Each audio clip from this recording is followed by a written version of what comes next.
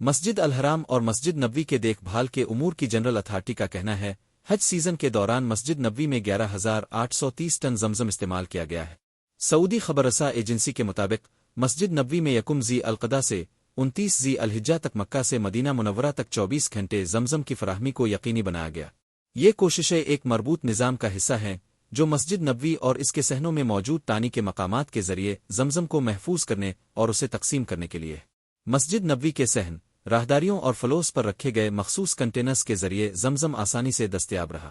یہ کنٹینر پانی کو ٹھنڈا رکھنے کے ساتھ معیار کو برقرار رکھنے کے لیے ڈیزائن کیے گئے ہیں۔ مسجد کی انتظامیہ کی جانب سے آب زمزم کی مستقل بنیادوں پر فراہمی کو یقینی بنانے کے لیے باقاعدہ ادارہ موجود ہے جہاں سینکڑوں کارکنان آب زمزم کی فراہمی کے لیے مامور ہے۔ یاد رہے کہ مسجد الحرام سے مسجد نبوی تک روزانہ 421 کلومیٹر کی مسافت طے کر کے زمزم پہنچایا جاتا ہے۔ یہ ٹکروں کے ذریعے منتقل کیا جاتا ہے۔ یہ ٹینکر خاص سٹیل کے ذریعے تیار کیے گئے ہیں۔ اس بات کو یقینی بنایا جاتا ہے کہ زمزم منتقل کرنے میں مکمل احتیاط برتی جائے۔ اس کے لیے زمزم بھرنے اور خالی کرنے کی جگہوں پر بہترین ہے، جبکہ زمزم پہنچنے کے بعد اسے لیبارٹری میں ٹیسٹ کیا جاتا ہے۔